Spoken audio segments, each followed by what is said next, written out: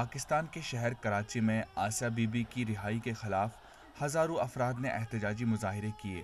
گزشتہ روز متحدہ مجلس عمل کے سربراہ مولانا فضل الرحمان کی نگرانی میں جنوبی مغربی شہر کراچی میں ایک ریلی نکالی گئی، جس میں تقریباً 10,000 افراد نے شرکت کی اور آسیہ بی بی کے رہائی کے فیصلے کو واپس لینے کا مطالبہ کیا۔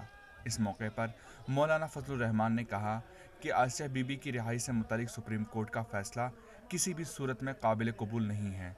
سپریم کورٹ کے فیصلے کے خلاف جس میں ایک توہین رسالت کی مرتکب آسیہ کو بری کر دیا گیا تھا اور اس کے خلاف عوامی عدالت نے فیصلہ دیا، پاکستان کی عوامی عدالت نے سپریم کورٹ کے فیصلے کو مسترد کر دیا ہے اور کسی قیمت پر ہمیں ایسا کوئی فیصلہ قبول نہیں ہے۔ پاکستان کے سپریم کورٹ نے گزشتہ ماہ آسیہ بی بی کو توہین رسالت کے الزام میں بری کر دیا اور ان کی رہائی کا حکم دیا۔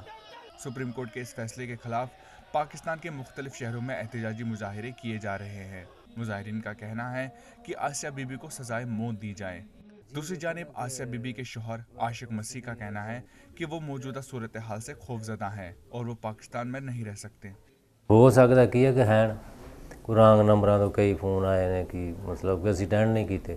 دیکھو جی کہ پاکستان جمے ہیں، پاکستان پڑھے ہیں، لیکن جو سچویشن ہے نا یہ نہیں ٹھیک ہے، کیونکہ وہ آسیہ بی بی نوں تے ویسے ہی اور تھوڑے سامنے جو بھی خبراں پر چل رہا یہ جو لوک لکا والی گل نہیں۔ دوسری جانب یورپی پارلیمان، اٹلی اور نیدرلینڈ نے بھی آسیہ بی بی کے تحفظ کے لیے پیشکش کی ہے۔ تاہم پاکستان میں بعض تنظیمیں آسیہ بی بی کے بیرون ملک جانے پر سخت اعتراض کر رہے ہیں۔ پاکستان کے دفتر خارجہ کے ترجمان محمد فیصل نے بتایا کہ آسیہ بی بی پاکستان میں ایک محفوظ مقام پر ہیں اور ان کے معاملے میں سپریم کورٹ میں نظر ثانی کی ایک درخواست داخل کی گئی ہے۔ تاہم وہ کہیں بھی کسی بھی ملک جانے کی مجاز ہے۔ اس پر پاکستان کو کسی بھی قسم کا کوئی اعتراض نہیں ہے۔